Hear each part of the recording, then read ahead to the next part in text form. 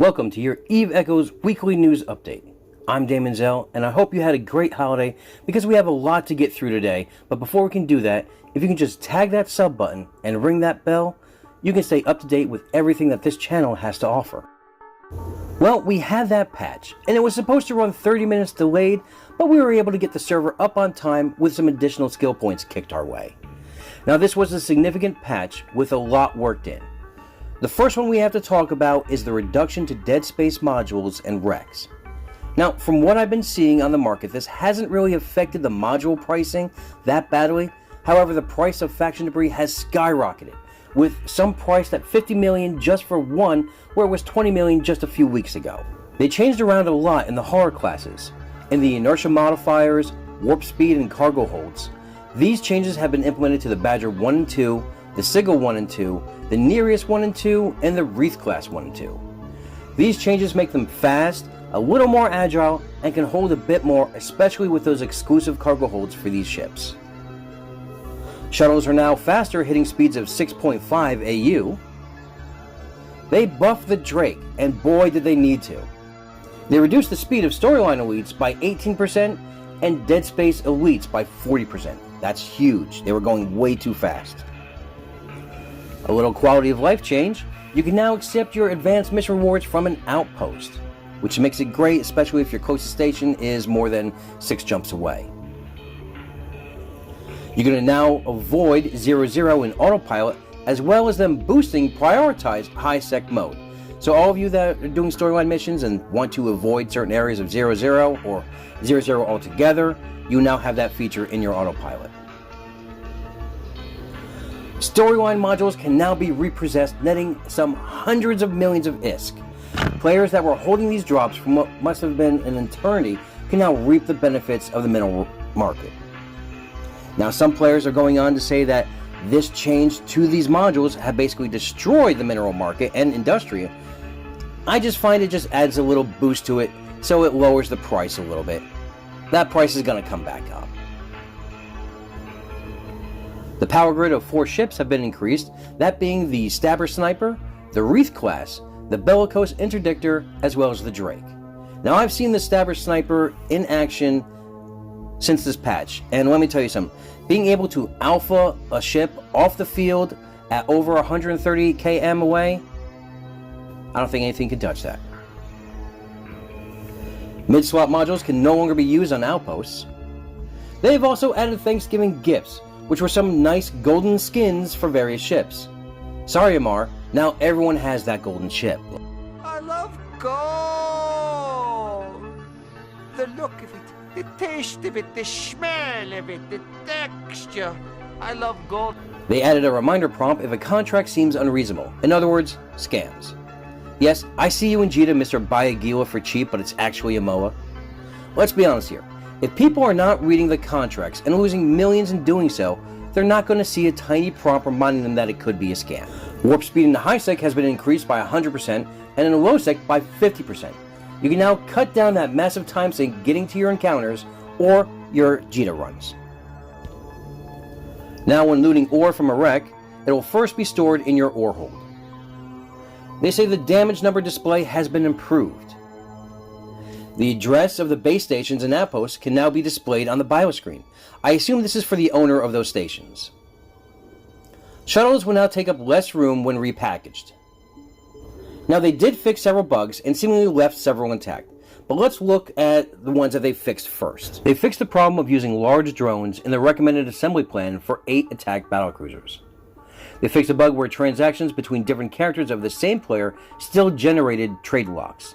Now, remember, that is multiple clones on a single account, not multiple accounts. They fixed a bug where delivered empty assets aren't correctly destroyed.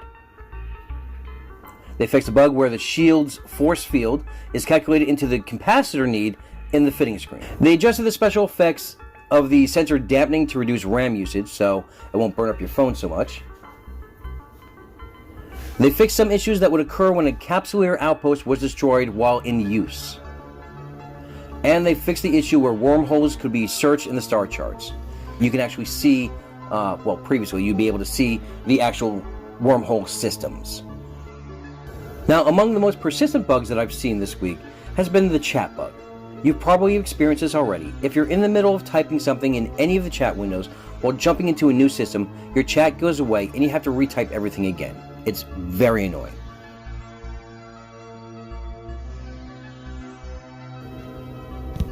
This isn't so much of a bug, but the devs did change up the UI with this last patch in the form of a smaller squished location, as well as changing the inventory fill icon from a gold highlight to a tiny green bar underneath it. These changes were made in the fight against scripting and bots, but left a lot of us not liking the overall change to the design. We had 3 dev videos this week which featured Melos, Regan, and Dennis reading mean comments and suggestions. Regan's fell flat, I thought, but Melos was surprisingly savage in some of his remarks. Either way, it was a good way to spend a couple minutes. We also got 55 top suggestions made by the community. Now, some of these were definitely hits, while others were misses. Let's pick these apart, shall we? Good news, miners. Drone counterattack will now be added, most likely in December. So it looks like we will not be getting those corp hanger logs anytime soon. Instead, they opted for something called an approval permission. Bookmarks look to be ahead of schedule with an optimistic release in December. They have scheduled development for ship renaming. Ship compensation is gutted, with faction ships and advanced ships no longer eligible for compensation, with the caveat of bugs. If you lose your ship to a bug, they will review these on a case-to-case basis. Finally, they are working on APIs. A killboard with an API usage looms on the horizon, but they need your help. If you are a coder or a programmer, contact them via the Discord because they are now hiring.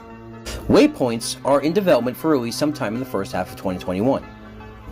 New drones over the next few months. We're talking mining drones and possibly salvage drones after that. Finally, they are developing the self-destruct button for your pod. More hangars for stations looks to be in development, as well as loot logs. But one has to ask, will this be actual logs or this permission approval nonsense? Okay, they have identified the bug that is having to log into every chat every time you log in. They are working on it and will get it fixed as soon as possible. Insurance for all ships looking to come in the first half of 2021. Faction drones still not ready to be released, but they are scheduled to drop with the new encounters sometime in the future. I like this one. Sometime in early to mid 2021, they will be adding a auto-translate feature within the chats. Looks like a possible companion app planned for development to access corp chat outside of the game. This one I found to be a miss and wildly xenophobic. Asking for all Chinese players to be placed on a separate server? Really? They are planning on developing jump clones and will be sometime after bookmarks. Or compression is coming sometime around the Sov patch. Plex has seen a steady rise over the last week and a half to 550k ISK per Plex. This is a 20 to 22% increase from the week prior. Faction Recs have skyrocketed since the patch, in some cases by over 100%. The Silent Alliance this week acquired 2 new stations. Now, I say acquired because they didn't buy them or build them. The first was salvaged from a massive 5.9 billion ISK Terra kill. The station survived the fight, only to be salvaged and taken away by Silent Forces. The second comes in the form of a heist. A Chinese corp by the name of ELG, affiliated with Fireflies and Triple V in Fade, was caught unanchoring their station as Silent Forces scooped it up and made off with another 3.5 billion profit. Maybe we'll see Come At Me Bro again sometime in the near future? Silent Alliance also had 3 rattlesnake kills this week, totaling an 18.3 billion ISK.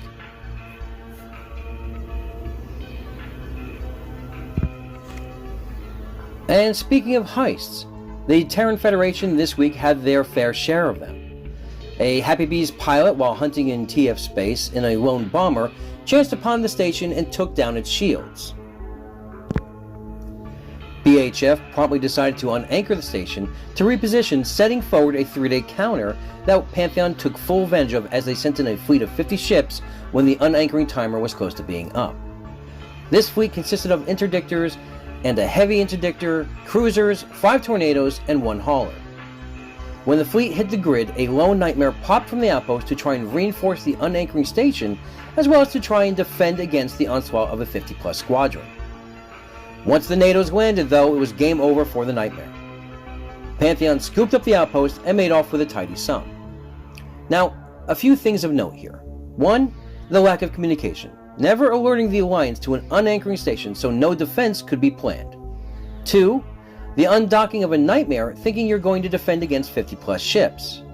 And 3. The lack of a bubble on the gate to stop the exiting Pantheon fleet. Not the Terran Federation's best showing. Earlier in the week, there was another heist from one of the corps within Terran Federation. Sin had their entire corp wallet and hangars emptied out by one of their own leaders. Han Not So Solo was a CEO of URG that merged into Sin over a month ago. They had some issues in their corp as someone also stole from them, so Necrodius, the CEO of Sin, offered a merge and everything went smoothly. Solo said he had some real-life stuff and would be MIA for a few weeks. And when Necro logged in on Thanksgiving Day to pings, he would see that the corp hangars were completely empty. Necro checked the logs and saw that Han had also taken $2.1 billion in corp funds as well. Since it was a holiday, Han had reset the password to the CEO account, so Necro couldn't log in.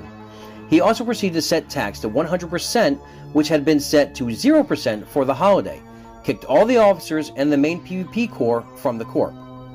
Order had been re-established and the coffers flowing again with the help of the Alliance within 24 hours. Han could not be reached for comment. He is a true pirate playing the long game, as so many others have done before in the past in EVE Online. I reached out to the head of the Terran Federation for comment on whether this past week and a half's exploits has sown any discord within the Alliance. He responded in saying, "I think we're in a good place right now. We continue to build up and make good, solid relationships. We have had some bumps in the road, but what Alliance doesn't? Our goal in Terran Federation is to be very smart in the way we choose our friends and to form solid relationships that won't fall apart when first bad things happen. We are an alliance that plays our game without the need to constantly post it up on social media just to prop ourselves up. We are very territorial and we take care of our own. We in the Terran Federation understand that service guarantees citizenship, and every member has a part to play. We are a force to be reckoned with, and we don't back down from a fight." There's been a lot of speculation on what it could mean having the Mercenary Coalition in the heart of Fountain. Some say it's a double cross, some say it's a Trojan horse, but the fact of the matter is that the nomadic MC has been given a place to reside while not on campaign. Mutual respect and relationships have formed between them and the Terran Federation from previous engagements. From this, a deal was struck. The MC would have a home for industry and pilots, while not on campaign, in exchange for not accepting any contracts on the Terran Federation. This mining pact has been met and assurances of being honored. This doesn't mean that they will not form up to defend the region they now call home. What house guest wouldn't offer to help? However, that being said, all of the contracts the MC has taken will be honored. This means even though TF and Pantheon are having skirmishes within each other's space, the MC will not step foot inside Delve as per their previous contract with Pantheon for 90 days. The MC had a big announcement this week with the induction of Soon Alliance into its ranks to fill that EU time zone. Soon was being courted by several null entities such as OG, the Golden Horde, and Void. In fact, some lovely trolling went on in the form of love letters and breakup letters between Soon and OG on Reddit. This seems to be a win-win for all parties included. OG claims to have won the war, which opens up more of Wicked Creek for them, and the MC gets to add a EU powerhouse into their ranks. This deal was brokered after multiple long diplomatic sessions helmed by Space Karen. Karen is very proud of this addition as their coalition is very diverse. He is quoted in saying, "The MC champions itself in embracing the diversity of our strength as it continues to expand its worldwide community, taking the fight to a world of online prejudice." The MC also had some battleship on battleship action this week. The Pirate King, a member of the MC, contacted me to let me know of this engagement. His fleet was flying around looking for good routing spots when their scout warped through to check the gate because N-Tech RAEL is always camped. He gave intel on the gate camp and was able to warp off in his pod without being targeted. Unfortunately, when he warped back, they did pod him. They couldn't just let his death go, so they decided to break that camp. The MC had 7 ships in their fleet, a couple were PvE fit, and the others were hybrid. The enemy fleet also had 7 ships. The MC jumped in and had their Nightmare uncloak and approach the Rattlesnake. They then had the rest of the fleet uncloak and anchor upon him. The Rattlesnake was 30 km off the gate in the middle of an allied disruption bubble. As they were flying towards the battleship, they ended up killing 3 of their fleet, while the rest decided to warp off, leaving the Rattlesnake alone. It took quite some time to take it down due to him being purely tank fit. Every time he popped a shield extender, they swapped to targeting his drones. Near the end, he had even tried to unaggress and burn back to the gate. However, they had a large number of webs on him and was unable to get close enough. The tally ended up with 4 kills to the MC and 0 losses. OG killed a station of an admitted botter this week in Wicked Creek. A corp, ARF, dropped an outpost near OG's staging system and started botting out of it in this last week, so OG put it into structure reinforcement. Sandman talked with their CEO and ended up imposing a fine, ransoming them for $1 billion and told them to leave their space. But after the CEO openly admitted to botting, they decided to just kill the outpost anyways rather than let them pick it up and put it in someone else's backyard to continue their botting enterprise. This bot fleet was farming anoms with a fleet of feroxes. Not only did they score 1 billion ISK, but they destroyed the station for good measure, and thusly scoring a win in the fight against bot farms.